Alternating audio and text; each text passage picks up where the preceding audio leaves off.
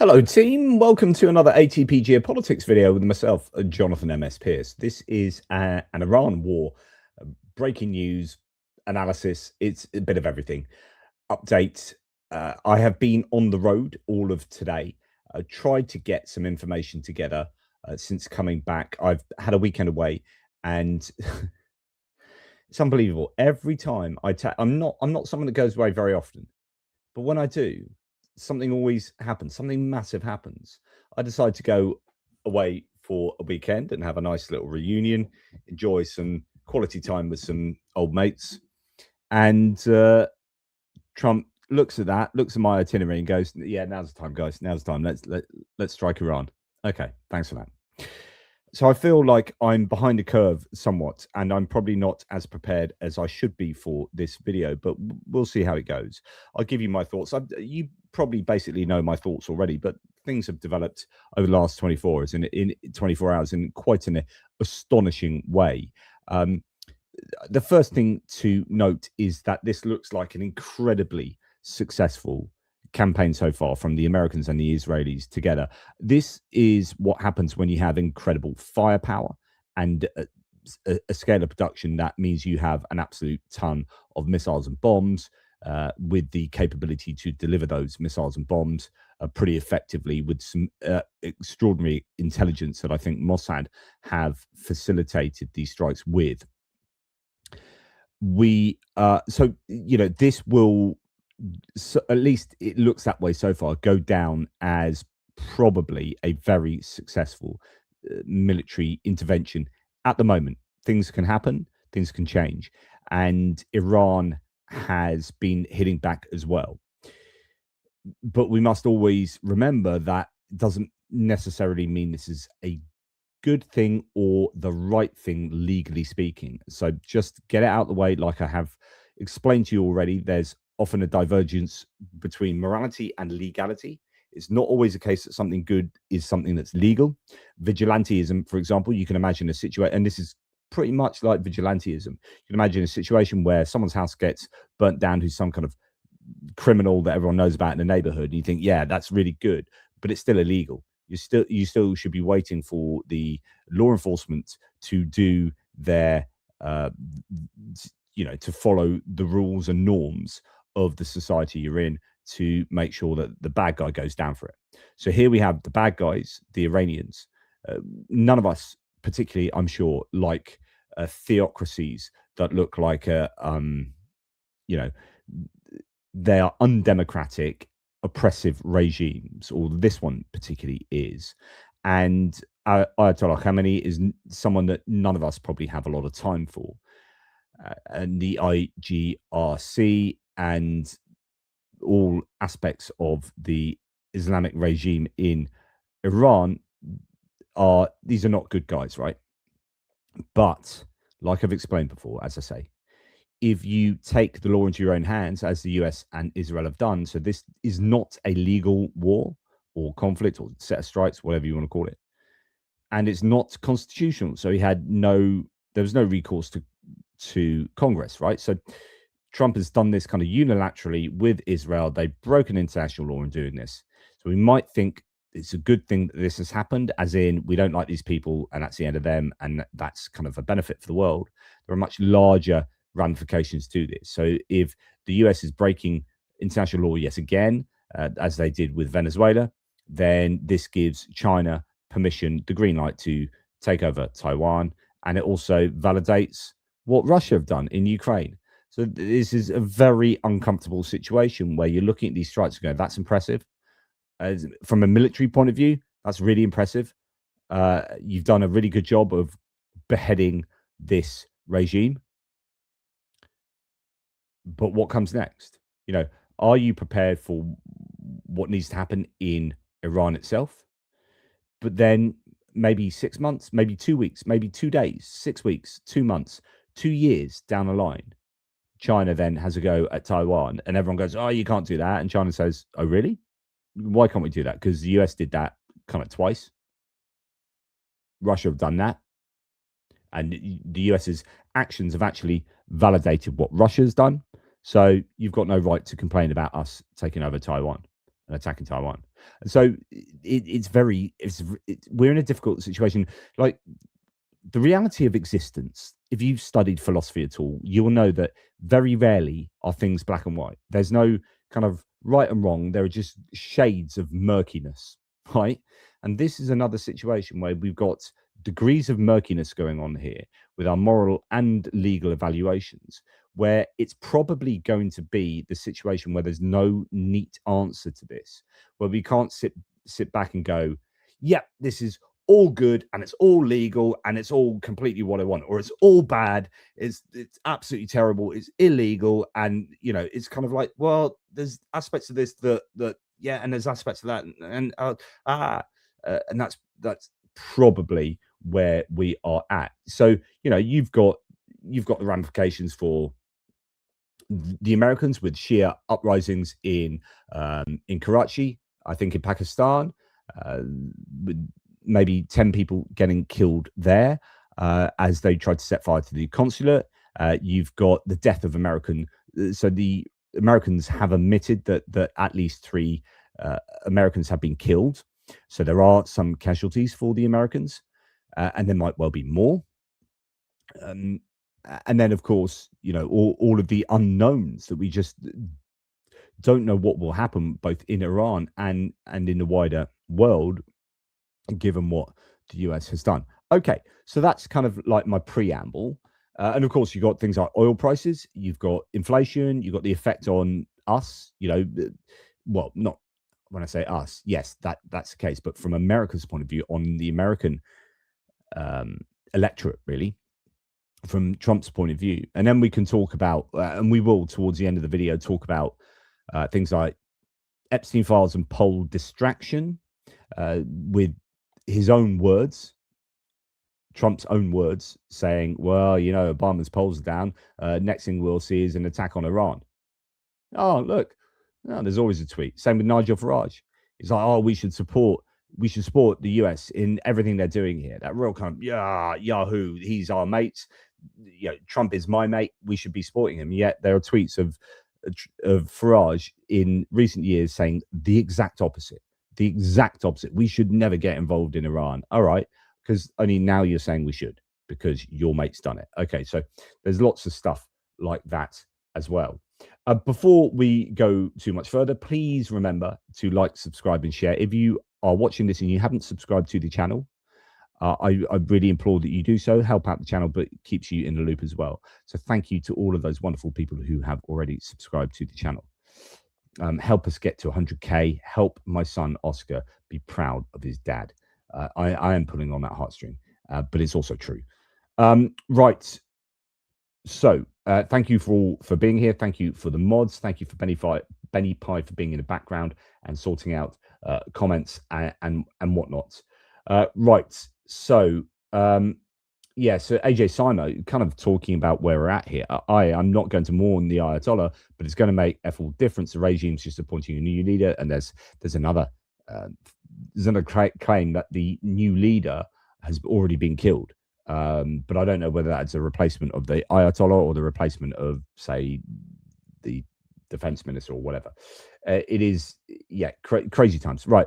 I'll try and get through as much useful information with you as possible. I'm not going to play the sound on the videos, partly for not wanting to be hit by demonetization by YouTube for showing lots of explosions and listening to them. But you can make your own sounds in your head.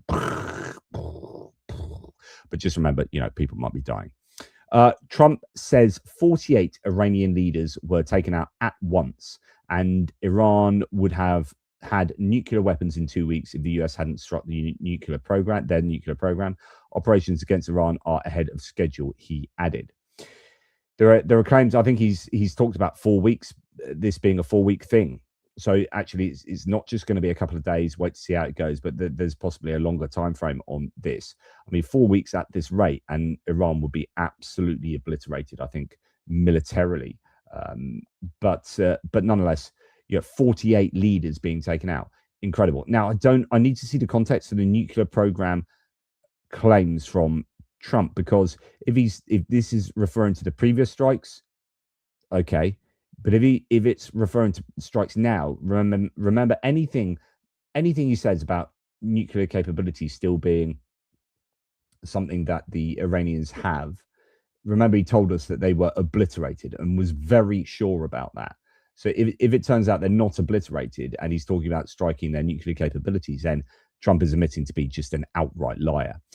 Israel has eliminated Iran's entire military leadership, according to the IDF. Now, there's a lot to be said about this being Israel's war and possibly bringing the United States along with it. That Netanyahu could have manipulated Trump very much into doing this, although, Trump, I'm sure, would be and is clearly up for this kind of thing, especially when there's an asymmetry, there's an overwhelming advantage for the Americans in terms of firepower, intelligence, capabilities, and capacities, especially if you put them together with the IDF. So this is quite a formidable force. And then you've got the situation where, and we're going to talk about this in a bit, where Iran have been striking back, but they've been hitting at civilian infrastructure, even though they've claimed explicitly, the Iranians, that they are only going for military infrastructure in these other countries like Bahrain, Qatar, UAE. I don't know, Jordan. I don't know that they've been targeted, Saudi Arabia, etc., etc. So this then brings all of those nations in again. And now you can say that Iran are Shia and many of these other places are Shiite, and there's no love lost between Iran and these other Muslim countries, but they're not the kind of right type of Muslim, or they are the right type of Muslim. So there's no love lost, I think, in the Middle East in these kind of conflicts. But I think it's probably a bit of a bad move for Iran to have thrown all sorts of missiles and drones out everywhere, and they've struck a number of famous hotels in Dubai and elsewhere, and that's just going to give more grist to the mill for these Middle Eastern countries to support the US and Israeli actions here. But anyway, an incredible number of very important people eliminated. Iranian Chief of Staff, obviously Ayatollah, the supreme leader, past Iranian Chief of Staff, Commander-in-Chief of the IRGC, Commander of Central Headquarters, Commander of the IRGC Air Force, Commander of the Syria-Lebanon Corps, the Quds Force. And then, all of these. I mean, if the number is 48 of top leaders, that is absolutely insane. And then we are hearing the former Iranian President Mahmoud Ahmadinejad, was reportedly killed by Israeli airstrikes as well. Iranian state media have confirmed the killing of 7 senior armed forces commanders, including the chief of the Supreme Leader's office, Mohammad Shirazi, Armed Forces Intelligence Deputy Saleh Assadi, and Logistics Deputy Mohsen Baghi, among others. So they are admitting, like, a good many have been killed too.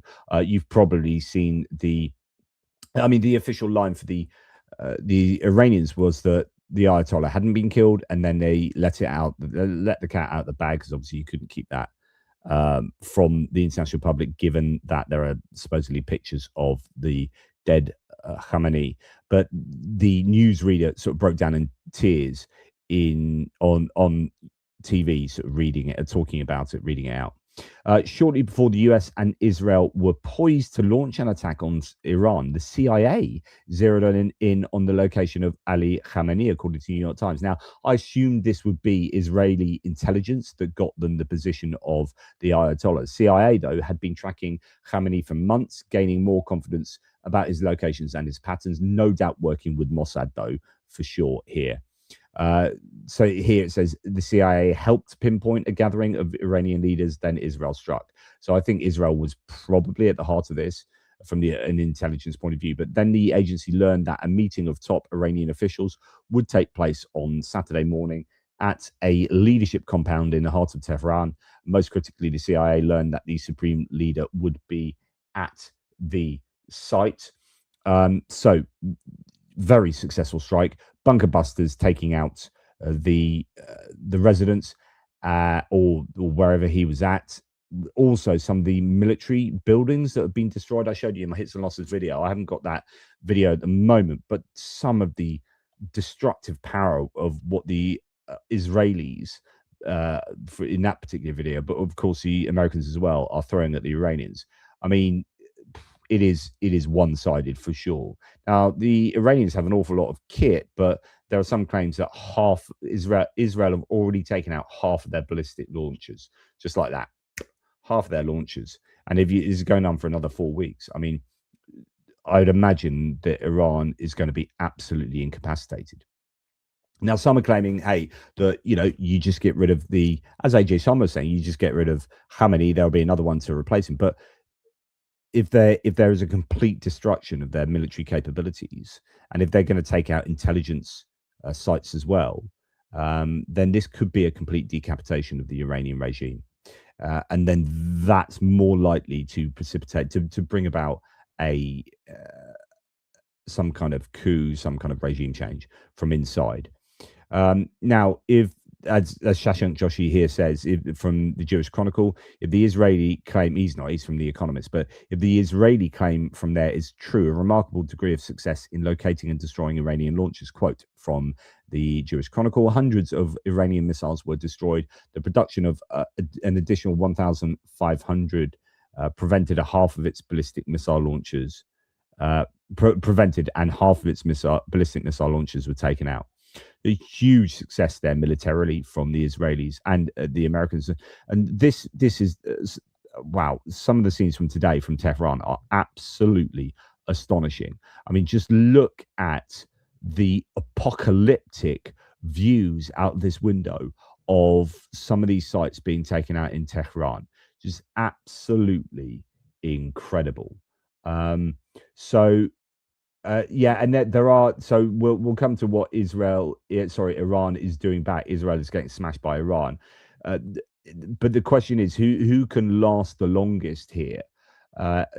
Israel is a small place, but I just think that Iran would have thrown that, and they apparently have thrown an awful lot of missiles and drones back around the neighborhood, and a lot of them have been taken out. Now, there are some that have got through, and that's invariably going to be the case. But actually, air defenses, I think, have probably been very, very effective, all things considered.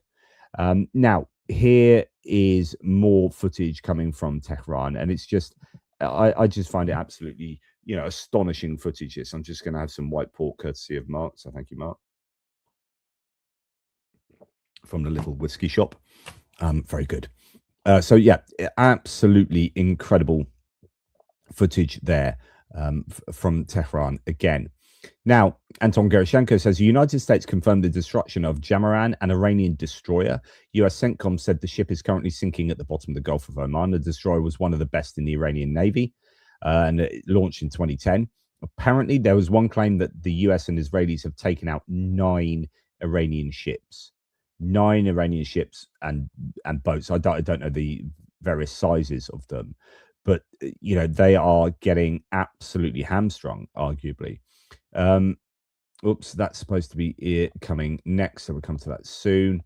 Now, IDF has published a video documenting the destruction of Iranian F-4 and F-5 aircraft on the ground in Tabriz, struck while still on the tarmac.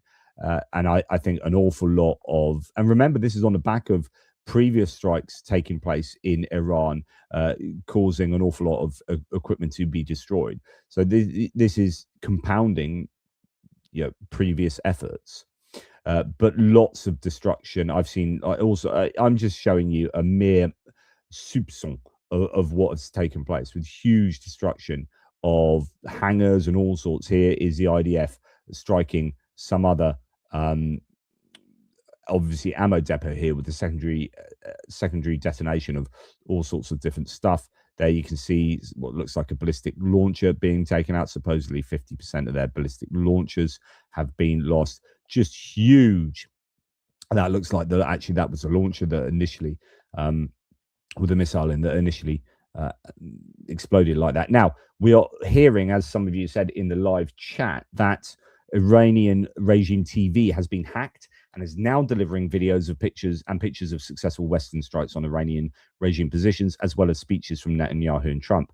This is probably quite important because Iran at the moment is experiencing, or the people of Iran are experiencing, mass blackout mass internet blackout, whereby they are struggling to be able to access the internet, even with sort of VPNs. They just don't have the internet, and that is there's been the use of Starlink, but then they've been going around people's houses with Starlink, and then Starlink's on their roofs and whatnot, and then taking them out. So the Iranian people are going to be struggling to know the success and the widespread effects of the American and Israeli strikes. And so to see this is a replacement effectively for the internet, as they don't have the internet. So I think this is very important and pretty clever of, I presume, the Americans or the Israelis to have done that and achieved that. We'll talk about the Iranian people in a little while. US and Israeli fighter jets are still, I believe, conducting a massive bombing campaign across Iran. Large explosions near Shiraz Air Base, strikes on a police station in Abbasabad, explosions in Janat-Abad, and multiple blasts rocking Tehran. So I think it's going to be unrelenting for the Iranians. Trump said on Iran, we expect casualties with something like this. We have 3, but we expect casualties. But in the end, it's going to be a great deal for the world. There are many outcomes that are good. Number one is decapitating them, getting rid of their whole group of leaders and thugs. And, he's not wrong there. Overview, this is what they have supposedly achieved, or this is what they have thrown at the Iranians here, with the involvement of all these bombers and planes and drones and tanker planes and all sorts of different aircraft and whatnot, and the different types of targets that they are going for, including submarines there at the bottom of the list. So yeah, really wide scale project here, this Operation Epic Fury, because of course. Okay, so now we're going to come on to what the Iranians have done in response. Now, the UAE here, so this is what I was talking about concerning the air defense being very active and actually stopping an absolute ton of this stuff. So, the Iranians have thrown a lot back at neighboring countries and the Americans. Problem is they haven't really explicitly targeted American facilities. I mean, they have done to some degree, but they've actually targeted French facility today, and France was sitting on a fence.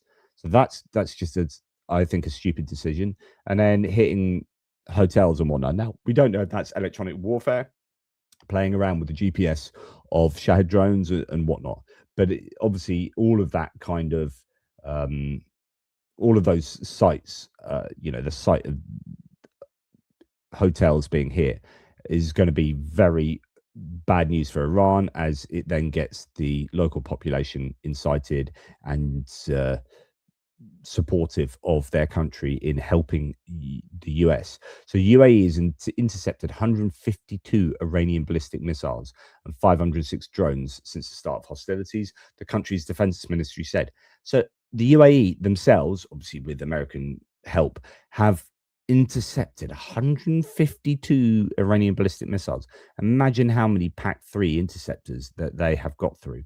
Absolutely staggering numbers. This will have an effect on Ukraine, of course. 3 people have been killed, 58 have been injured in Iranian strikes.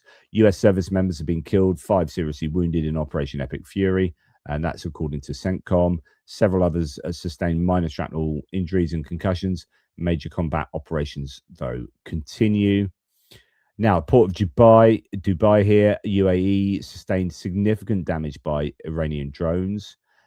We have had oil facilities, port facilities hit. Footage captures a moment an Iranian kamikaze drone attacks a US military base in Burin in Kuwait here. So this is pretty bad news for the Americans, I guess, to have a drone getting through. We'll have a look. So there's your Shahed type drone slamming down into an American base there. looks like an old Sherman tank there by the looks of it. Am I correct? I don't know. Or is it a M5 Stuart or something? Anyway, I don't think that is a Sherman, actually. That looks like a Stuart. That is a an American base getting hit there. So obviously things are getting through, and the Americans are being somewhat targeted, at least by the Iranians. Erbil is seeing a lot of action. So this is Erbil International Airport in Iraq. It's reportedly been struck by an Iranian drone. Damage caused to a road nearby. Several explosions were heard. There have been airports that have been badly affected. I think there's is it Dubai airport's been, international airport's been hit, but that was hit yesterday. And I think, flights to the Middle East have been absolutely screwed, as you can imagine. So it's going to be like flights around the world are just going to be absolute chaos at the moment. Iranian drone or missile strikes have hit U.S. military facilities as well at Erbil International Airport in Iraq. The secondary detonations are heard and visible, certainly for you guys, visible here. So the US forces have been, or US military infrastructure, as you can see, that's a huge explosion there, secondary explosion. US military infrastructure has been hit at in Iraq, supposedly. So, assuming this is all accurate, then the US will be suffering to some degree, but compared to what the US has exacted on the Iranians, it is, I think, a mere fraction. So here, this is part of that video from Erbil in Iraq. Claimed photo from Erbil. It's unconfirmed. Don't know. But, if that is the case, then wow, some pretty big fires and explosions there. This is in Sharjah in UAE. An Iranian Shahid fell on a shopping center. A fire broke out in the building. So none of this is going to help the Iranians, because it just gives the UAE greater justification for supporting the United States. Here we have an Iranian Shahed drone targeting supposedly an Emirati oil rig in the Persian Gulf. So again, clearly not an American, assuming this is true, that this picture isn't AI generated or whatever. Assuming this is true, this is clearly not an American military target. And so the Iranians, I'm not quite sure what their rationale is for striking back, and I don't think they're helping themselves here at all, either it comes strategically or in terms of PR. So the IRGC, said we struck with missiles 3 offending oil tankers belonging to the United States and Britain in the Gulf and Strait of Hormuz. We targeted various American bases in the region, resulting in the deaths and injuries of 560 US military personnel. So obviously really bigging up their successes, the Iranians here. Highly unlikely to be true. Now, we don't have the data of any such ships being struck, but it might be the case. We do have this. So Iran reportedly attacked the Irano-Russian Shadow Fleet tanker Skylight with a Shahed drone. The vessel was sailing under the flag of Palau. The ship, which is transporting Iranian oil, is already under US and EU sanctions. So this is a bizarre thing for them to target as well. I don't know whether they're just like shooting from the hip here and just firing at anything without too much rationale or sensible research into what they're shooting at. Maybe because they've been decapitated to some degree. There is a lack of leadership. There is a lack of strategic vision for what Iran is going to be doing. So I think they're going to be in a lot of trouble. There's, if it's true that the Iranians have lost, masses of people to the tune of 48 Iranian leaders, if that is true, and that's a big if, but assuming it is, then that's clearly going to affect the ability for Iran to defend themselves from the Americans and the Israelis. Maersk has suspended vessel transits. So we've heard that the Gulf of Hormuz, this 22-kilometer stretch of water, was closed down. Then the Iranians admitted that it wasn't closed down, or at least they had reopened it. There are some options for the transit of oil that doesn't have to go through the Hormuz, the Gulf of Hormuz, or the Strait of Hormuz, if push comes to shove, I think one of the Emirates in the United Arab Emirates, one of those Emirates has the ability to transport some by pipeline. Saudi Arabia has the ability to transfer stuff by pipeline. So you can have tankers stopping off at ports, unloading their oil, that getting shipped down to, I guess, what is it, Eastern African coastline, and you can get by having to go through the Strait of Hormuz if push comes to shove. But anyway, IRGC kind of struck 3 American and British oil tankers, saying they're burning and sinking, but no evidence has been provided.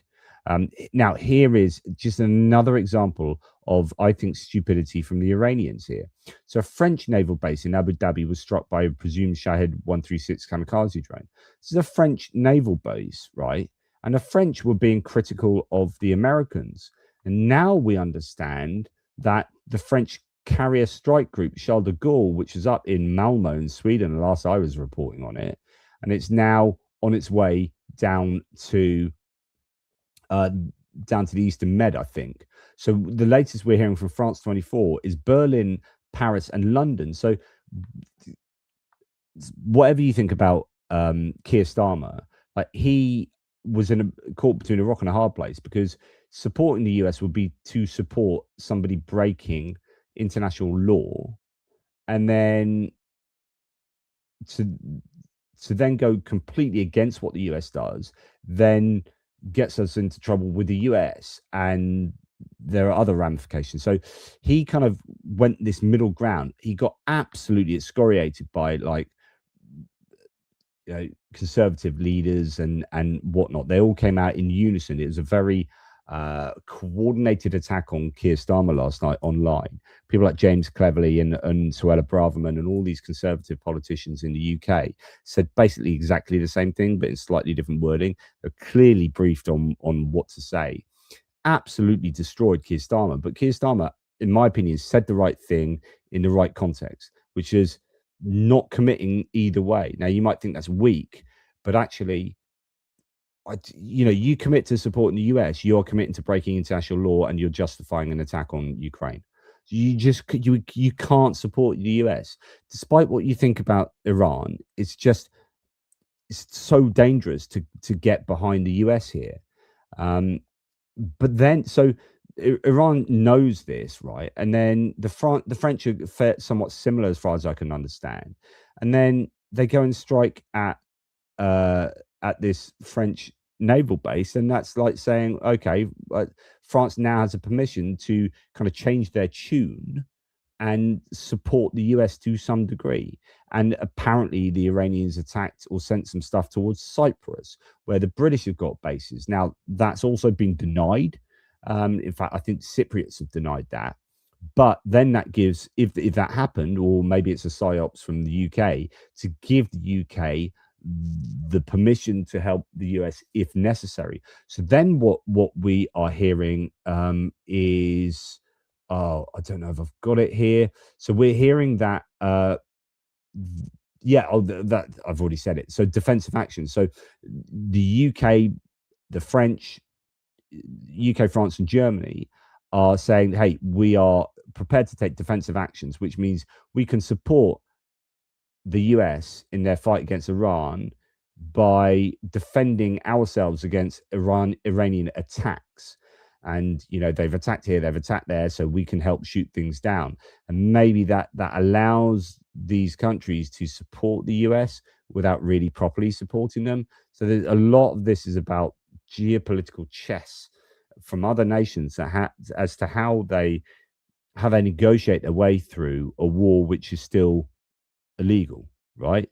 And that they don't have the backing of their nation to support. Ben Judah, a guy that I've relied upon, he was a former civil servant helping with the Labour Party, helping on foreign policy. So he was doing stuff on the Chagos Islands, but he's now no longer in government. But he said, tonight it's very clear we in Britain have an America problem. The superpower we have built our entire security around is engaged in a war we had no role in planning, which could go any way. But we also have a European problem. There isn't, on this decade-defining war, a European pole in the world, or even a clear European position on it. Instead, across the West, there are two performative political strategies for those staying out. The Sanchez play, so he's the Spanish leader, rhetorically against the war with no action or involvement. So he's come out and said, look, the war is illegal, it's a bad thing, we're not going to do anything to do with it, we're not going to have anything to do with it. Then you got the Carney play from Canada, rhetorically for the war with no action or involvement. So, okay, it's not a bad thing that the Americans are doing this, but we're not really going to help. Britain and France, with bases in the Gulf and valuable defense alliance with their own rulers, don't have the luxury of either position. And tonight, British planes have already seen action over Qatar against Iranian drones. We won't get just to engage in running commentary in this difficult situation. So we basically are probably going to get involved one way or another for a bunch of different reasons, even though we understand it's an illegal war. But if it's through, full defensive means, you can see that is that could be the way out of it. So the situation in Tehran, I don't know enough about the demographics of Iran, obviously, like I've got enough to be thinking about. So you have seen these big protests, people coming out to mourn Khamenei big time. They've announced 40 days of mourning. You've had huge crowds in Tehran, and it doesn't look like they're like going to be paid crowds. I think there are genuinely lots of people in Iran who properly support the theocracy in Iran, right? I've seen men and women alike out on the streets, absolutely, crying and waving their arms and all this kind of stuff. But what proportion of the population is represented by those hardliners? I don't know. And then you've got people on the streets. You've had statues of Khamenei torn down. So how many Iranian, like what we'd think, modern liberal democracy wanting Iranians are there in society? I don't know. So you're going to have people out on the streets, probably falling under both categories, although at night it's probably going to be your opposition people on the streets. It's worth thinking about a couple of things, though. We can't get away from discussions about Epstein and about low poll numbers. And the reason why is because Donald Trump's told us before that this is one of the options, right? There's always a tweet, or in this case, there's always an absolute ton of tweets. Donald J. Trump in 2011, in order to get elected, Barack Obama will start a war with Iran. 2012, Barack Obama will attack, that's after his first 10 years, so in order to get re-elected, that should be. 2012, Barack Obama will attack Iran in order to get re-elected. 2013, I predict that President Obama will at some point attack Iran in order to save face. 2013, remember that I predicted a long time ago that President Obama will attack Iran because of his inability to negotiate properly, not skilled. So the idea that Obama's got poor poll numbers and he needs to get re-elected, so he's going to attack Iran, is exactly what we're seeing here, arguably, with Donald Trump. So he's got tanking poll numbers, and he's got the Epstein scandal that won't go away, but actually will go away if you attack Iran, because guaranteed every single news station in the United States and around the world is now reporting on big explosions and stuff going bang, and Khamenei getting covered in rubble. This is what is happening. It is distracting, understandably so. It's really important stuff to be reporting on, but you're definitely not reporting on an Epstein scandal at the moment. So Trump has told us that this is a sensible, this is a justifiable course of action, or this is a plausible course of action.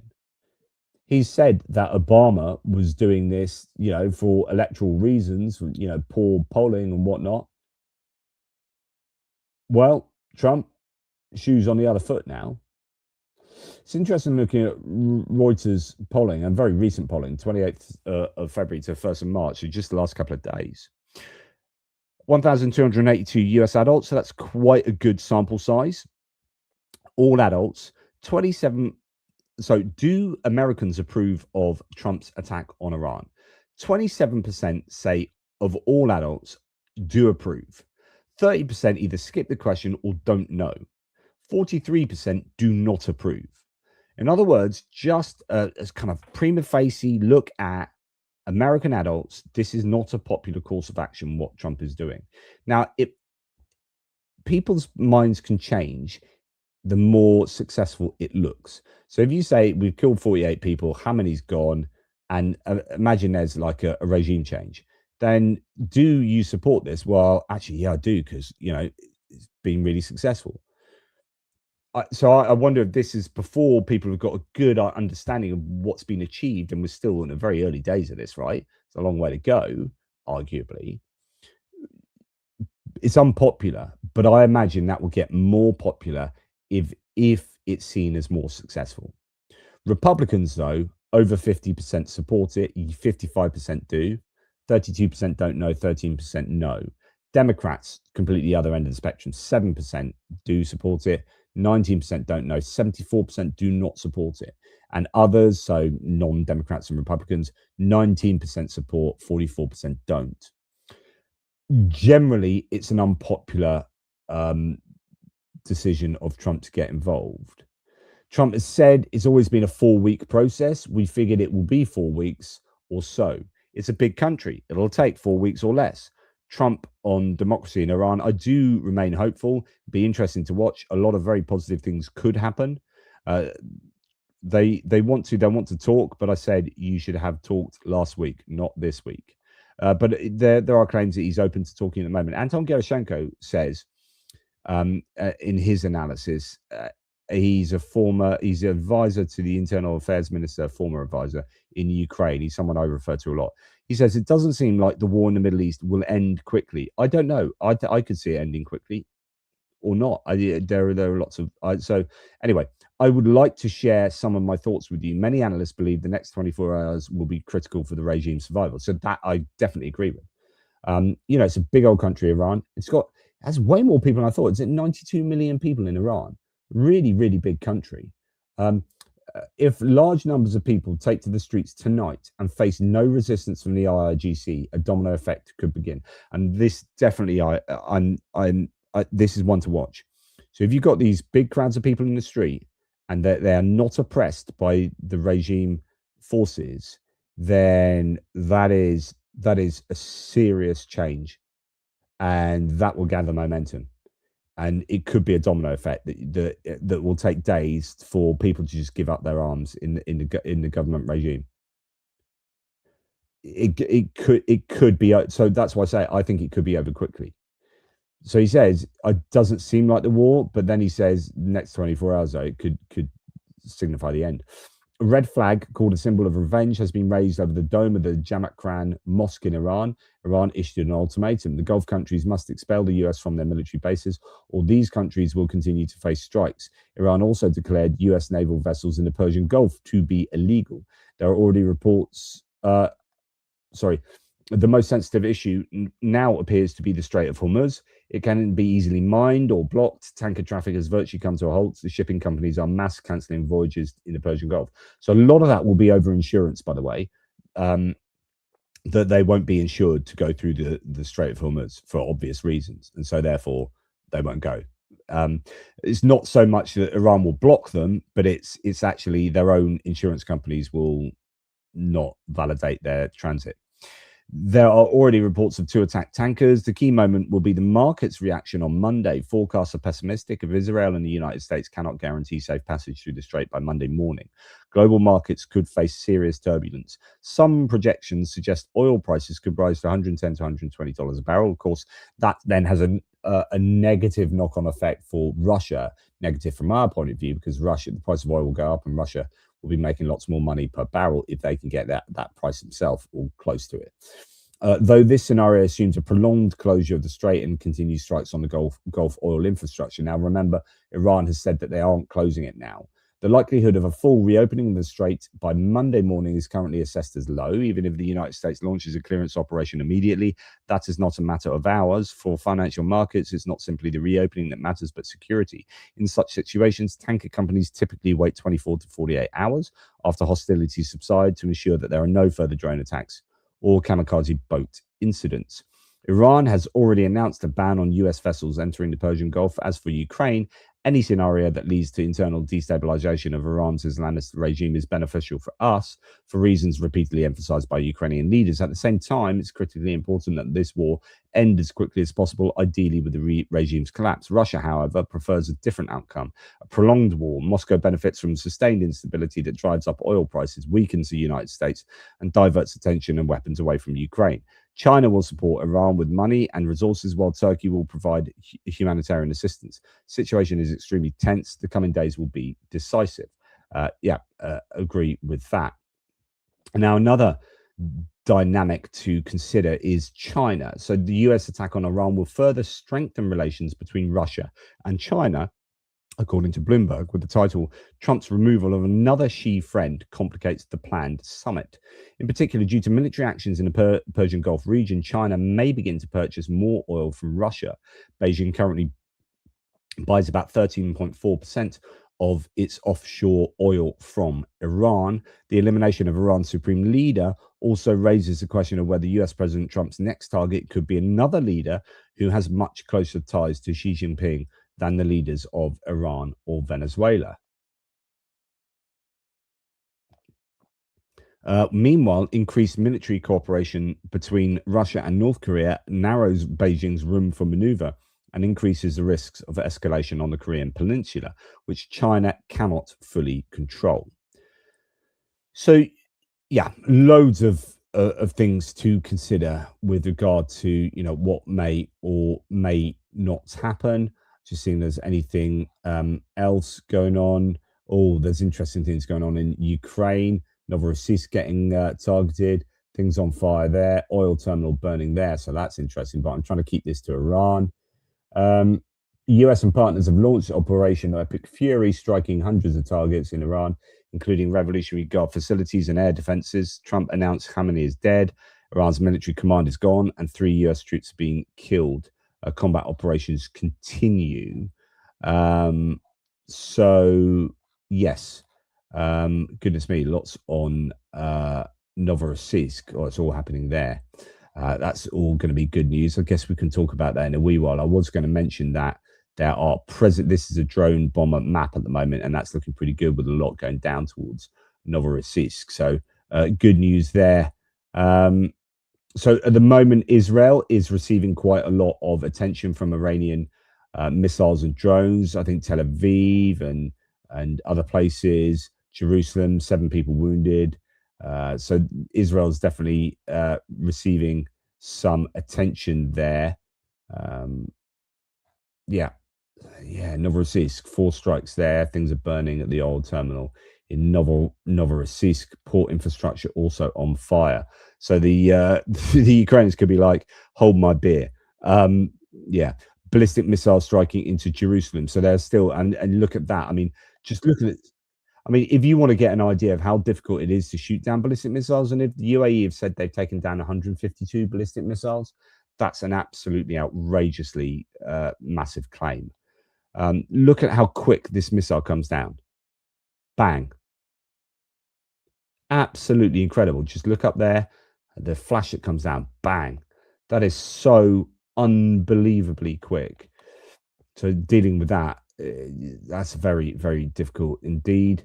Iran has held the second meeting of its interim leadership council with President Pezeshkian, Judiciary Chief, and Ayatollah Alireza Arafi, senior cleric from the Guardian Council, in attendance. So it seemed like that they have replaced the Ayatollah. European E3 leaders, so Germany, France, UK, released a joint statement. Right, let's read this statement, in which they condemned the Iranian strikes in the region and even suggested defensive actions to destroy Iran's capability to fire missiles and drones at their source.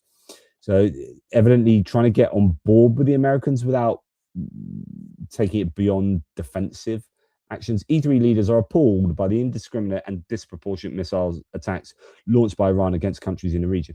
And actually, so this is exactly what it's talking about. So they've got a point here, the E3 leaders.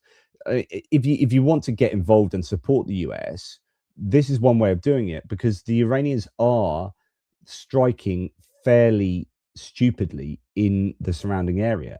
This is what I was saying earlier. Like, they are not doing themselves any favor, and it gives permission structure for otherwise reluctant nations to go, oh yeah, we will help out now because Iran struck bloody oil rigs and our tankers. So if they are saying that they struck a British tanker, then actually, yeah, well done, Iran. Like, but that's just giving Britain an excuse to go, oh, we are going to support the US now.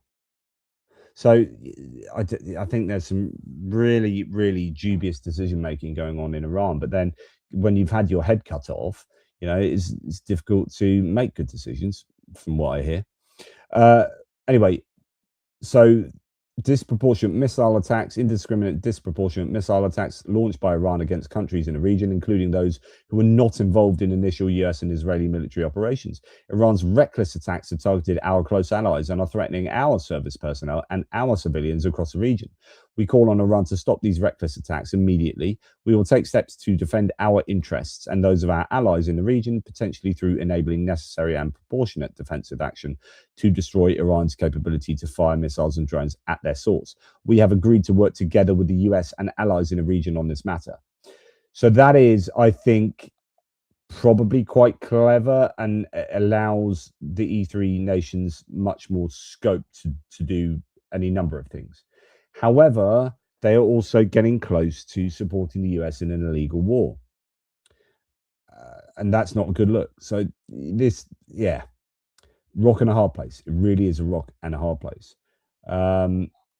Just seeing if there's anything more to do with Iran. Then we're going to look at some of your questions and then maybe pop to have a look at what's going on in Novorossiysk. Yeah, missiles hitting Jerusalem. So this is this is a really important area for discussion. Trump has no plan for the Iranian people is the Atlantic article. I don't know if it's by Anne Applebaum herself, but she quotes, a stable law-abiding Iran will help build a stable law-abiding Middle East. But in order to achieve that, Iran needs not a new dictatorship, but self-determination and a pluralist government that respects basic rights. Right now, the Trump administration is not trying to build one. So there's long been this criticism that the US, and not just for here, we don't really know what their long-term plan is for Iran, but every other time the US has got involved in other places, they've kind of got involved in these long wars that they haven't really thought through past the initial kind of military stage. And then they're just involved with trying to rebuild a nation like Iraq or Afghanistan, and then realizing 20 years later they've been there way too long and spent too much money. And although things are looking good, actually, as soon as you pull out, then they just crumble and go back to kind of where it was or whatever. What is their plan for the Iranian people? Is this about... So my position yesterday, which remains broadly the same now, is that the objectives for the US at the moment is just to degrade Iran's military. I really think this is just a military campaign to flex, yet distract away from Epstein and Paul Polling, but also there is a real use to completely degrading Iran's military. But that kind of attack isn't necessarily something that's going to do anything positive for protesters. So I imagine they probably haven't thought about how to put a decent democratic government in place. And then since there's no forethought, it then becomes a bit chaotic afterwards. Israel have probably done the most in terms of ensuring that there, well, not ensuring that there might be, that's an oxymoron, but that's a contradiction. Israel, in killing, because I presume most of the deaths have come from Israeli strikes of the leadership, and from what I understood, the Israelis were concentrating more than the Americans on taking out individual people. That will precipitate a regime change more than just like S-300 launchers getting blown up or whatever. Air defense systems and critical military infrastructure doesn't really affect the oppression of a population and government, an officious government, right? But getting rid of the entire leadership, that has an effect, and that gives protesters a lot of motivation to get out on the streets and do their thing. But if there's no plan for what to do after this, then you're relying on the organization of the people of Iran. And if they are not organized enough, because they can't have been organized enough because of the oppressive regime over the last 40 years plus, then it's just going to be, it could just be utter chaos. So yeah, there you go. Missiles reaching Jerusalem and impacting there, so on and so forth. Okay, so um, satellite imagery showing Isfahan's North missile base struck with a launcher caught on the move in a large explosion and a missile checkout building damaged. Checkout building has been damaged last summer and recently rebuilt before being hit again. So yeah, lots of stuff going on there. Okay, sorry, you weren't even seeing that. Now, there's an awful lot of your comments that I should probably go for now. Yeah, and this is a problem I have. Who's popping? We should not laud this, even if the outcome is a potential positive. It depends what you mean by lauding. But here, I mean, this is a problem I have: is that militarily this is successful, and all other things remaining equal, I would like to see the end of the Iranian regime, and this is quite possibly going to be the end of the Iranian regime, but it's done in a way that shouldn't be lauded, and that's it, and that's where I'm at. That's essentially where I'm at, and it's just really I'm like torn all over the place on this. So yeah, what else do we have? I think a lot of these I've now gone over. Yeah.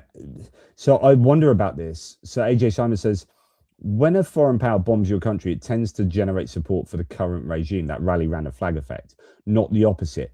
But I don't know about this because I think there was a lot of expectation that the US was going to get involved and do this when Trump announced it, and then subsequently didn't do it. But they were just putting all their ducks in a row, I presume, and getting ready for this time. I don't know. I guess we'll see whether it's successful, and it depends whether those strikes harm civilians. Like it doesn't look like civilians have been. Well, I say that, and a school. It does look like a school was hit, and potentially children were killed. You could argue that's disinformation, but I did see a video of someone going through the rubble and picking out school books. So that's not going to help matters really. But yeah, I'm not sure. Ronnie, please like, subscribe, and share. Thank you for throwing that one in as well. Yeah, so this is the key. We need to think, says Mark.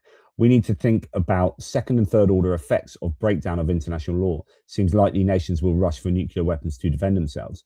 Yeah, and that's another implication. Something really I've talked about with regard to Ukraine, which is the Ukraine war has taught nations around the world that nuclear warheads are a good thing to have. Ukraine got rid of them. Security guarantees fell through, although I think people overstate the Budapest Memorandum because it was nuclear guarantees, not general security guarantees. So you can argue actually that they weren't affected, but nonetheless, like it tells you that you lose your nukes or you don't have nukes, and there's no great deterrent for attacking that country. So yeah, and Iran trying to make them get taken out like this, people might be rushing to get nukes. Be interested to see what countries like Germany and Poland are doing with regard to nuclear capabilities. Ignis of the Flame, thank you for the super chat, says Trump does love saying 2 weeks, doesn't he? Yep, good old 2 weeks. Oh, he said 4 weeks, really. So lots of 2 weeks.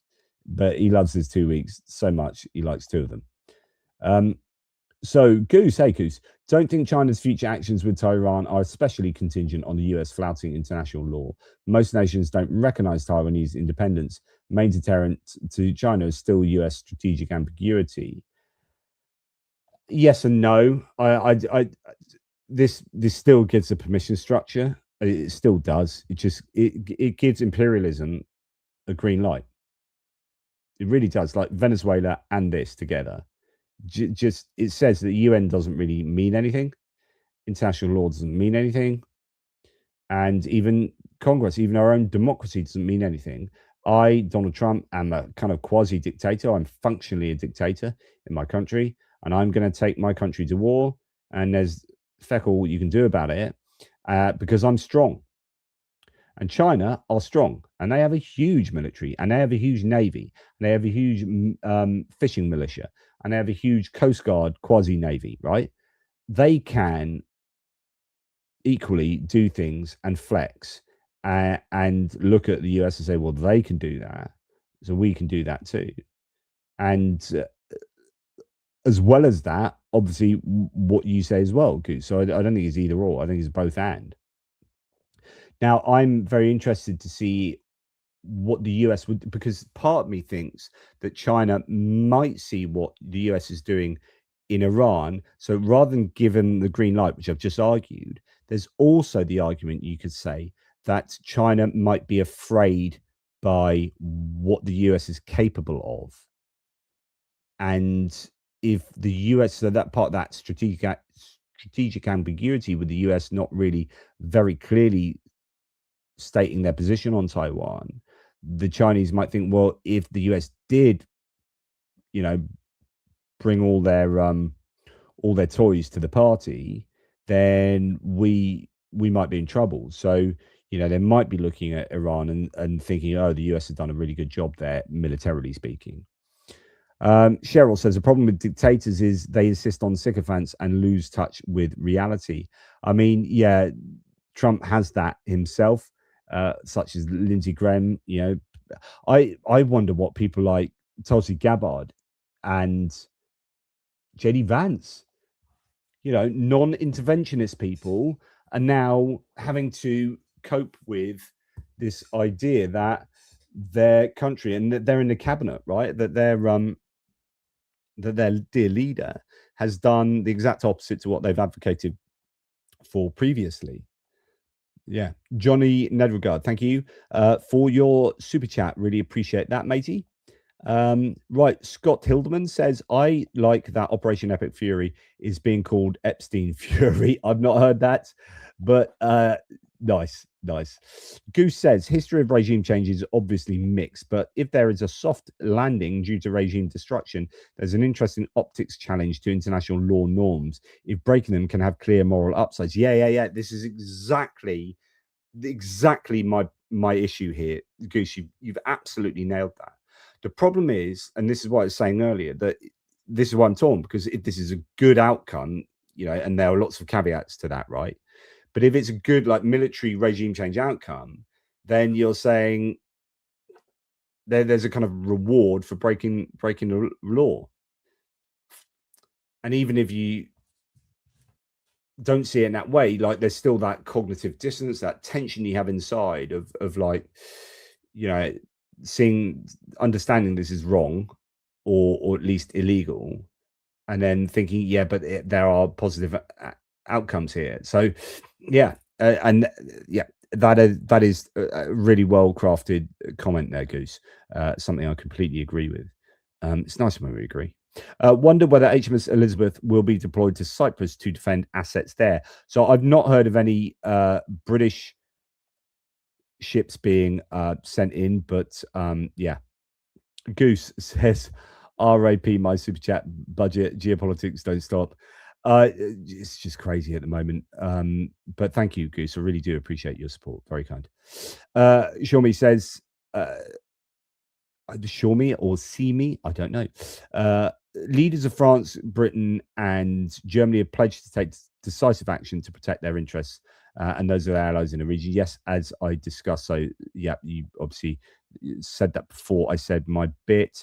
Thank you so much to Niels Knudsen, who, yet again, I meant to thank you. I did thank you several times for your kindness in the live chat, but I didn't share that live chat, and so I felt I couldn't go through all the super chat. Thank you. So thank you for that, Niels, and thank you for tonight. Eric Yeager says, maybe China will get the message messing with the US is a dumb move. Yeah. Exactly what I said earlier. Yep. So you obviously said that before I made that comment. Yeah, I think that could be a positive outcome of this with regard to China. Certainly. Goose says, think this and Venezuela make it hard to argue the simple Trump equals blackmailed Russian agent hypothesis. Both are so counter to Russian geopolitical interests.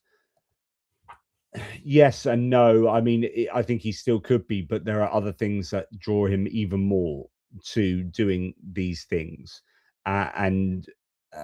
Yeah, but that could also be true.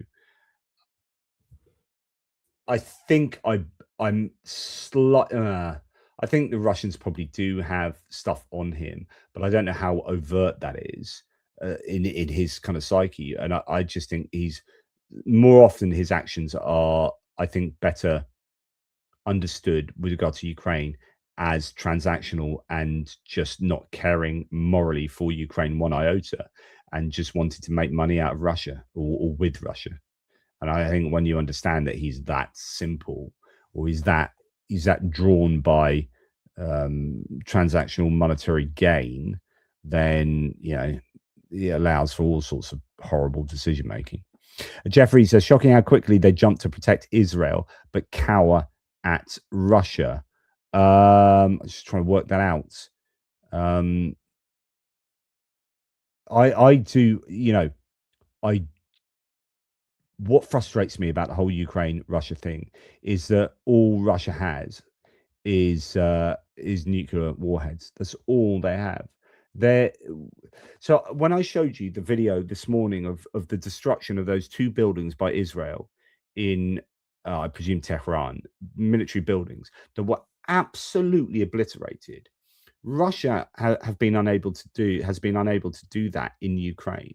Like Israeli and US capabilities are far better than Russian capabilities right now. If NATO went to town on Russia, Russia would be, I reckon, absolutely annihilated within like a week. I really do think that.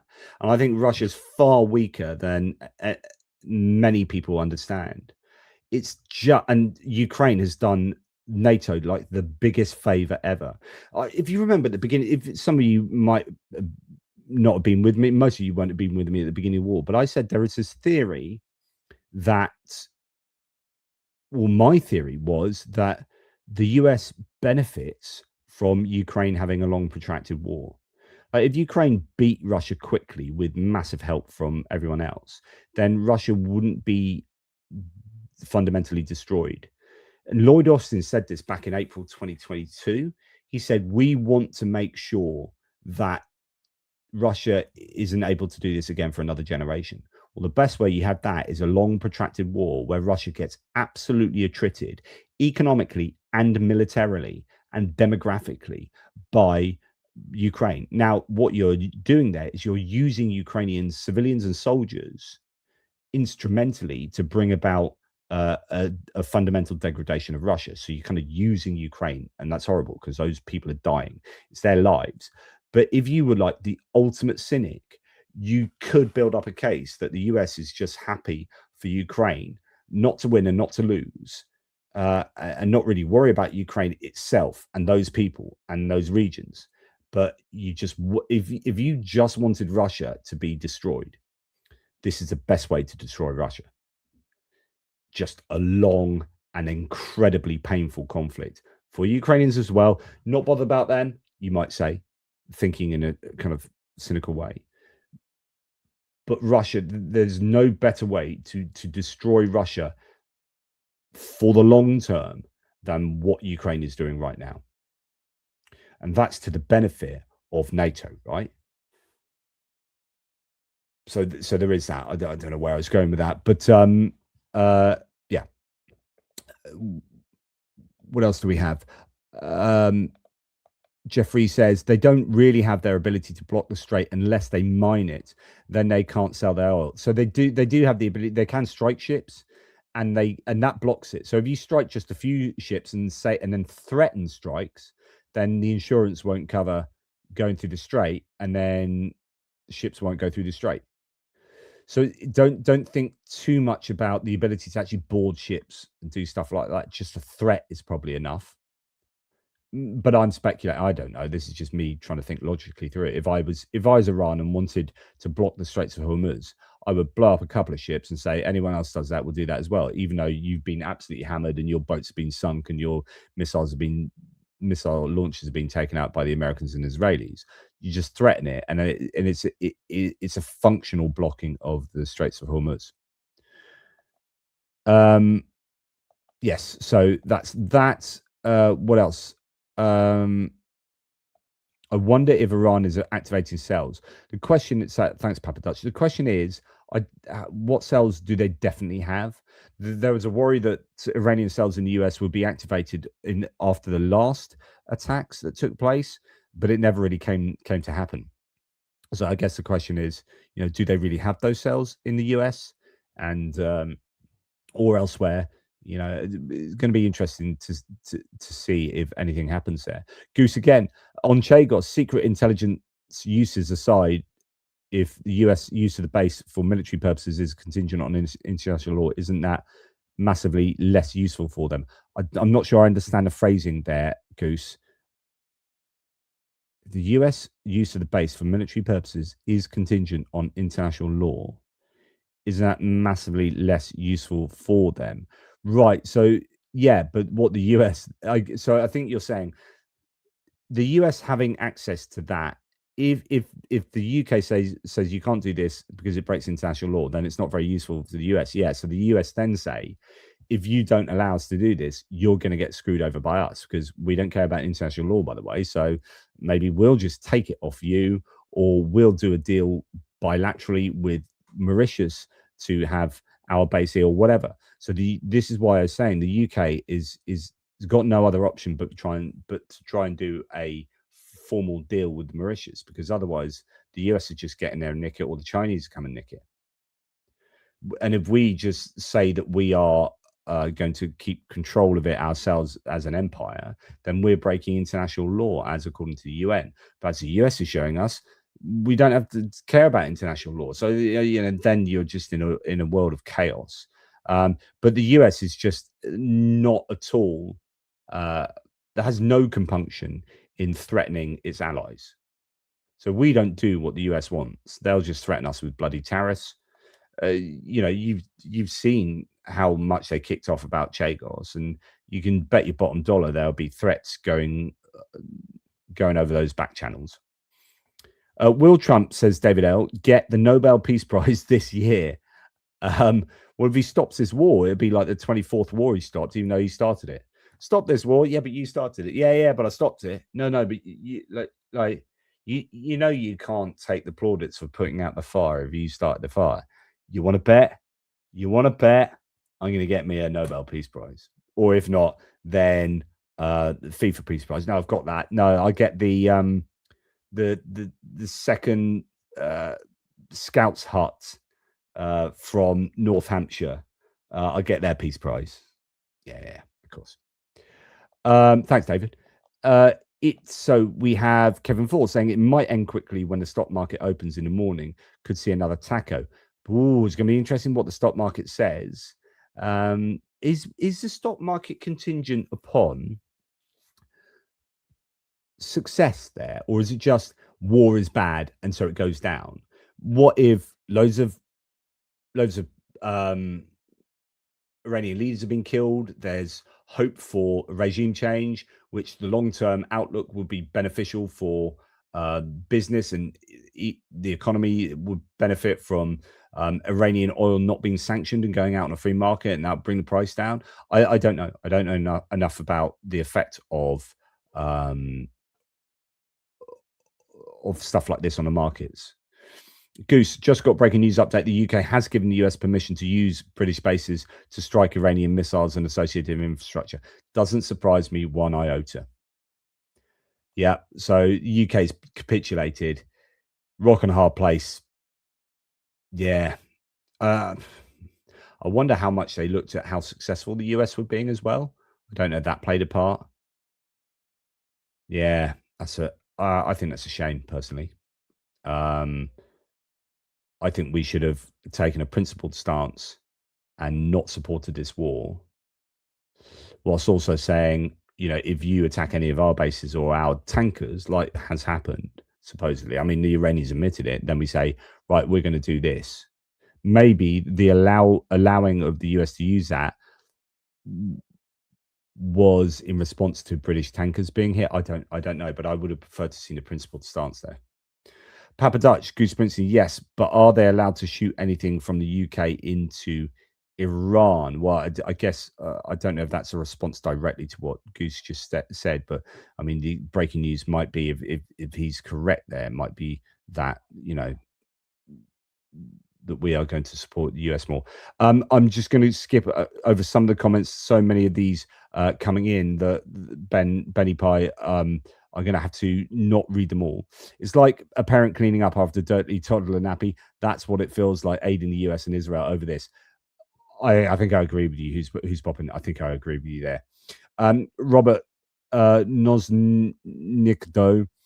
This will not end up well. As with everything the USA has done offshore in recent times, they have no post-war plans. So a power vacuum and a power struggle in Iran. I agree with that 100%. I don't know if I can say it definitely won't end well. I just don't know that it will, and I don't have a lot of confidence that the US has put any thought into what happens next, or enough thought. Steve McGowan says we in Europe need to stay out this completely, not our war. I would agree with that. I'd agree with that, and so that's why I'm disappointed in the UK capitulating there. JB Weld says the amount of anti-Semites in this chat is disgusting. Slava Ukraini. I've not seen that, so I don't know if I can make a comment on that. But so I would be warned. I'd be wary of criticism of Israel. Like we can and should criticize Israel if Israel does something bad, like something like this, like an illegal war, striking Iran. So my position is that this is probably Israel's like pipe dream, isn't it? Just wanting a war on Iran that the US gets fully behind, and they're just like, we're going to take out this person, this person, this person, this person. But ostensibly, if it's still illegal, it's an illegal war, and so we should be able to criticize Israel on being engaged in an illegal war. And hopefully, if it's just criticism of Israel, that's not anti-Semitism. Like I criticize the US all the time, but it's not some kind of racist positioning. I criticize Donald Trump's regime, and I think Netanyahu needs criticism because Netanyahu is a bad person, and his Ben Gvir and Smotrich, these are bad people in his government, right? So we should be able to differentiate criticism of Israel from anti-Semitism. But I don't know if that's what you're referring to, so I have no idea. You might have been referring to some genuine anti-Semitism. Goose Springsteen, I think the US has a power and intelligence to defy gravity in a way no other country can. They seem able to keep shuffling the leadership deck indefinitely.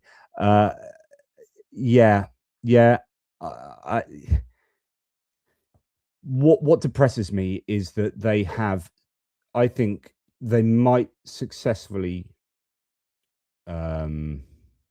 invalidate international law here, whilst at the same time, so effectively show that the United Nations has no teeth and has no meaning or use, while at the same time defunding the UN. So apparently they're going to run out of money in July because the US has pulled their funding the UN.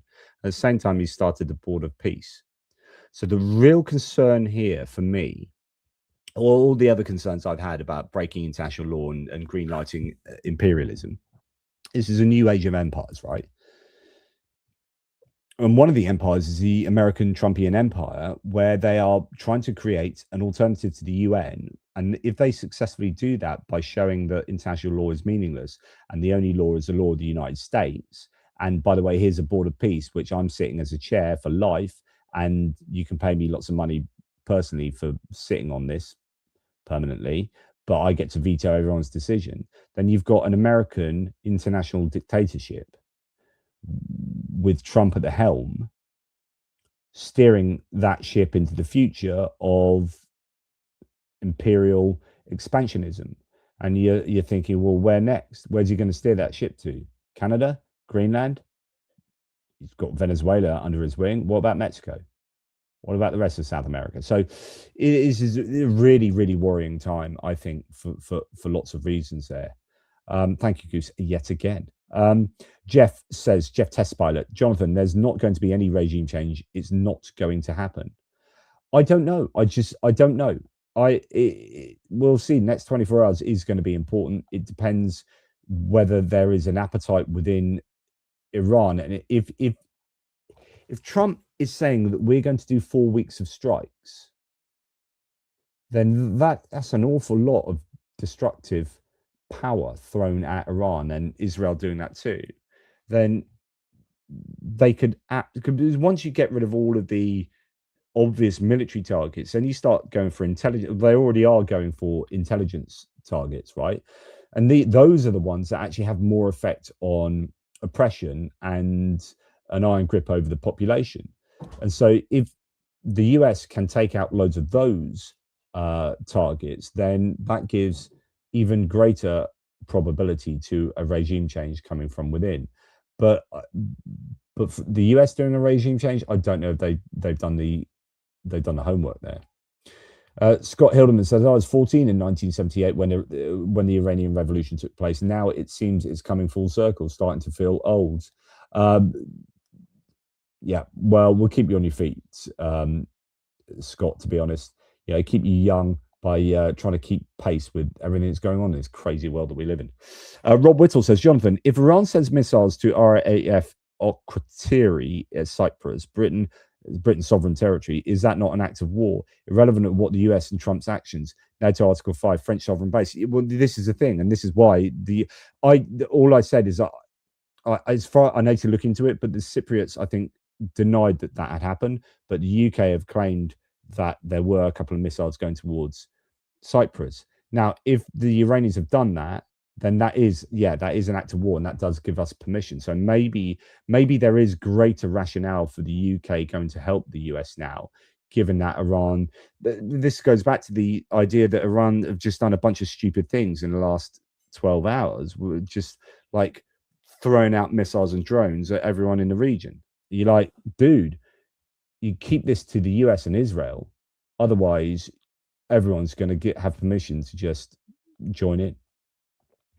Yeah. So, and this is where it starts. This is why I'm saying this is not black and white. This is so, like, on the one hand, I agree with, like, who's popping. Like, we should be totally keeping out of this. This is not our war. This is legal. But then if Iran then has attacked a British tanker and has thrown some missiles at a British RAF base in Cyprus, then what do? We can't just sit back and go, oh, that's all right, I'm just going to ignore that. That's literally an act of war against Britain when we hadn't actually been involved.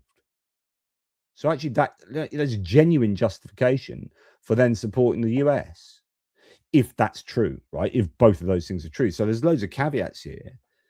But I assume the British won't be getting involved without some good reason, because otherwise, it's a flip-flop based on just, kind of flip-flopping around. But if there's a genuine reason for changing our minds due to Iran attacking us, then it's difficult. It's difficult to justify sitting back and saying, well, we should do nothing because Iran has targeted us. But have they? That's the big question. Goose again. Goodness me, Goose. The real question will be if the Iranian army turns anti-regime. Yeah, 100% agree with you again. If anti-regime protests, so this almost started happening in the last attack, in the last big iteration of protests that they eventually put down. Right, you had some policemen taking off the uniform and changing sides. That I was like, oh, this is starting to look pretty spicy. This is looking like there could be a regime change, but then it just wasn't enough, and then the regime came down really heavily on the protests, and they stamped it out with just huge violence. But if that happens to a significant degree, it's like the 3.5% rule. Okay, caveats applied to that. But the idea that 3.5% of the country go out to protest, 3.5% of the country on the streets, then everyone in the regime that's trying to oppress them knows people or has relatives in the crowds that they're trying to oppress. And it becomes far too controversial. And that's supposed to be like the golden number. Make of that what you will, but there's generally going to be some kind of tipping point where there's just too much of the population who are protesting to be able to put them down or want to put them down. So yeah, the real question will be if the Iranian army turns anti-regime, if anti-regime protesters can be armed by them or US or Israel. And I was wondering about that as well. So goodness me, right? Lots to talk about here, Goose. Thank you for all of this. So I was thinking last night, because that's how cool I am, after drinking wine and playing games and eating food, I was probably the only person that goes to bed still thinking about geopolitics. But I was thinking that one of the problems for the Iranian opposition or the general population is their access to guns, right? And I wonder if the Americans or Israelis have ever, when they confiscate shipments of AK-47s. And we talked earlier on a war in Ukraine as to whether they get some of those weapons to Ukraine. And you saw these big tankers with all those laid out AK-47s and whatnot stopped by the US as that tanker was taking a consignment to wherever. But the idea is that the US and the Israelis probably have like a whole bunch of weapons that are ideal for just dropping into Iran and saying, hey, just in case you want some weapons, you know, here you go. I mean, far be it from me to suggest that you should use these against the Iranian regime, but I'm just going to leave these here, just leaving it here. So, yeah, I think that would be useful. If they can be armed in numbers, it's a different ballgame due to leverage. Yeah, again, completely agree.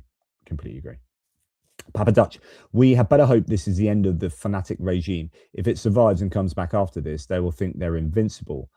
Yeah, but it's going to take generations to get back that kind of material that they're losing. Because remember, they can't have help from Russia. Russia's on its knees in terms of producing material, I would suggest, and economically on its knees. So, you know, where does it get all its stuff from? China's probably it's too toxic for China to touch. So, yeah, if they come back again, but they've lost all, and they're not just losing. No doubt, they're not just losing planes on the runway and launchers, but all of the crews for those launchers. So those launchers are being hit on the move or being hit with the crew inside, and you've lost that expertise. So you know, this will be hurting the Iranian military massively. Okay, a few more. Come on, we can do this. We can get there. Scott Hildeman. North Korea turned out to be the smartest dictatorship. They got nukes and kept them. Non-proliferation is dead. Yeah, don't disagree. Grunge thing. Keir Starmer, yesterday Iran hit a military base in Bahrain, narrowly missing British personnel. Interesting. So that's another reason that the UK can, another piece of permission for the UK to get involved. Johnny Nebregard, do not underestimate Russia's ability to handle losses and pain. Well, yes. Yeah, quite. I don't. After 4 years of this war in Ukraine. JB Weld says, the anti-Israel peeps on here seem not to understand that Israel is an American client state, just the same as Iran was under the Shah. There's not conspiracy, dirty secret. European alliance system was too against the Soviets. I would argue whether you've got that the right way round. Is the US a client state of Israel? There's some that would suggest that Netanyahu knows how to manipulate Trump. Trump does essentially what Netanyahu wants more often than not. So, and you see, like the way that Trump has said that Netanyahu should not be prosecuted, right? He is arguably, Netanyahu is a puppeteer. I think Netanyahu and Putin are the puppeteers. And actually, the reflection there of the Epstein file situation, where Jeffrey Epstein was arguably an agent for Mossad and the FSB, or at least, you know, doing exactly what they would want. I think is reflected in Donald Trump, who's involved in the Epstein scandal, doing everything that both Israel as a government and Russia as a government want. And so you could argue that the US is a client state of both Russia and Israel. I think Donald Trump is just actually quite weak. People think he's strong. I think he's just weak, and he's just very easy to be manipulated by either people around him, like the whole Stephen Miller scenario, or the people he looks up to. So your Netanyahus and your Putins of the world. And he, you know, what he sees as strong man leaders, Viktor Orban. But thank you, JB World. Papa Dutch, Cuba is as close to Cancun on the Yucatan Peninsula as it is to Florida Keys. I'm not sure what that is in reference to, but, you know, Cuba is another nation. You know, when you're looking at the axis of evil, what the US is doing is illegal, but they're also like picking off Maduro, Cuba, and Venezuela, getting them, but then nicking their oil, but then stopping the oil going to Cuba, causing an absolute crisis there. Could you see Cuba falling apart and that going? And then you got Iran, Yeah, I mean, he's certainly going around the world doing some pretty crazy stuff at the moment and potentially bringing down some dictators. The problem is he's doing it like the worst of vigilantes. But then also trying to create a new world where the US is at the center as some kind of mafia boss nation. And and that is really, really worrying. Go back to what I was talking about earlier, in the border peace and all that stuff, just grifting and looking for power and looking to expand the US empire. Yeah, yeah, I'm going off on one. WWCD, what will Congress do? Square root of NAFL? The square root of feckle is probably what they're going to do. Murphy7801 says, if we see Treasury bond dumping, this can lead to liquidity issues. USA shadow banking is already overstretched at the moment. This liquidity issue crash could happen. Well, as a result, do you think who would dump bonds, US bonds, purposefully now as a result of this? I mean, the US is in a very weak situation. We talked about this previously with that divorce from Europe, where there's some European dumping of US Treasury bonds, but it wasn't as widespread as it could have been. The problem is EU nations start doing that.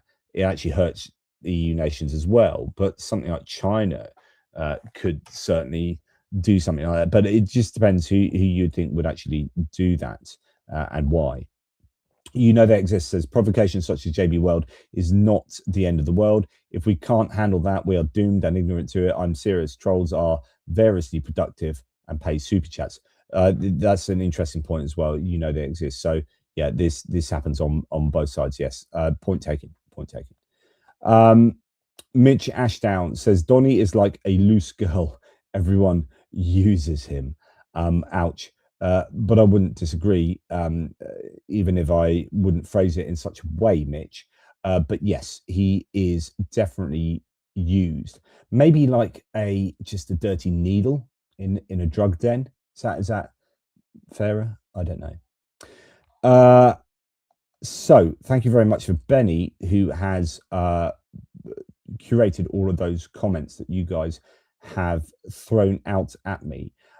Thank you very much for so Murphy then saying China will dump bonds. Yeah, that was the only country that I was thinking would do that, and that would also fit in with their kind of unseating the dollar as the currency of international trade, and that fits in with their they've been doing that consistently anyway for a couple of years. A number of years they've been consistently divesting of their bonds and whatnot. Yes. What I just want to do before we go our separate ways is, first of all, just have a sip of my white port, because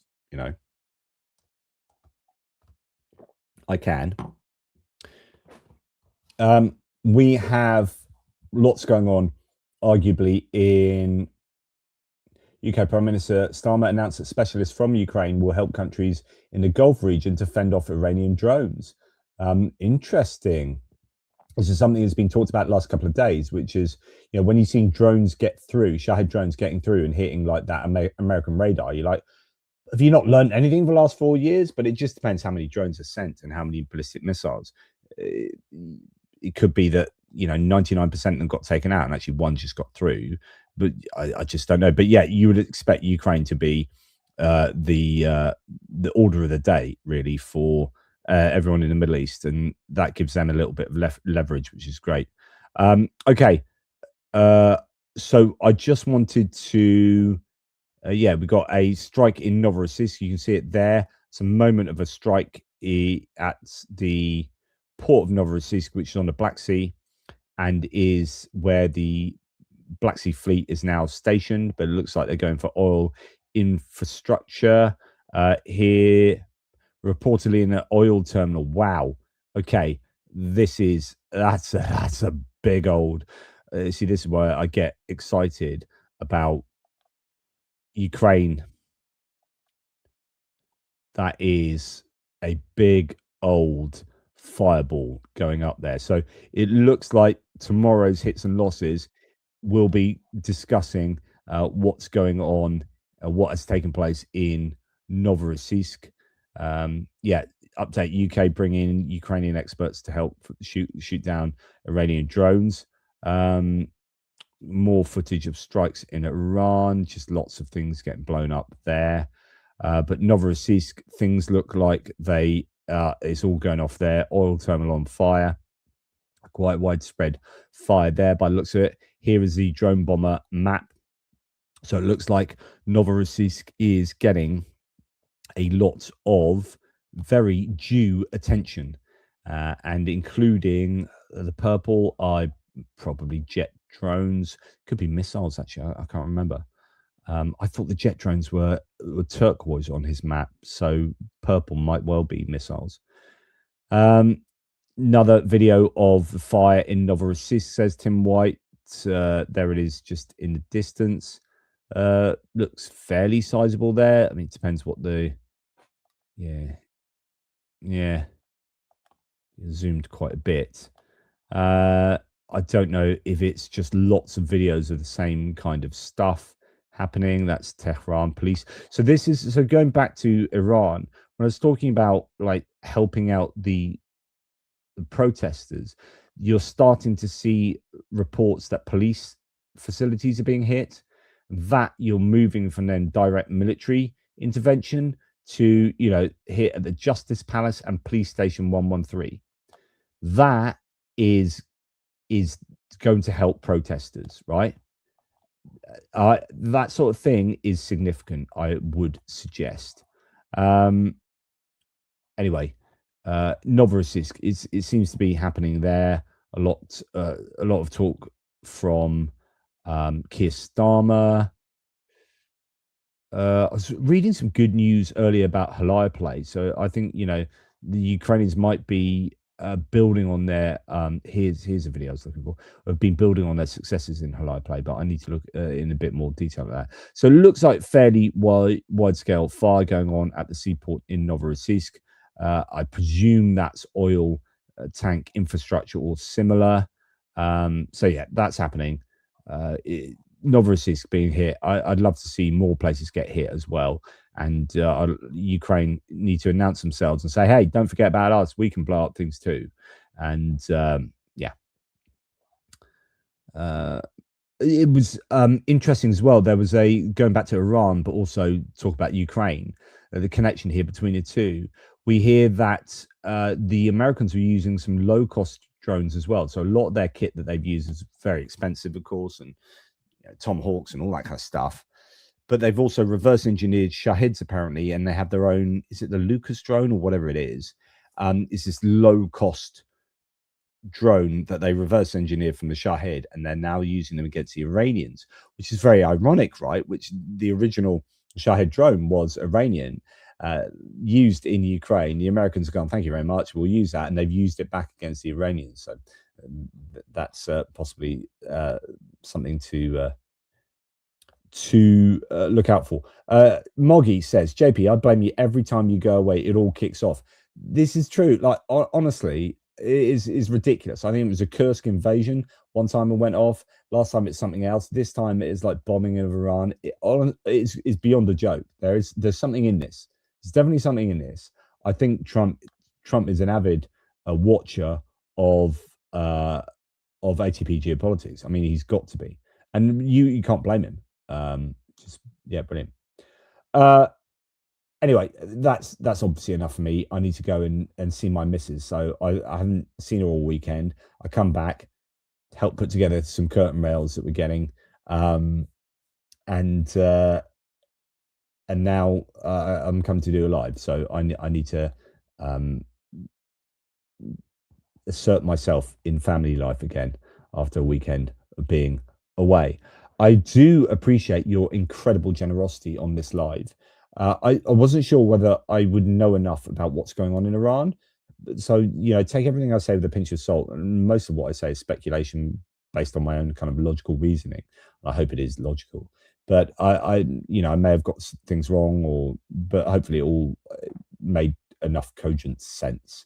Karen Spanuk, I really like the idea of Ukraine selling protection services to the Middle East.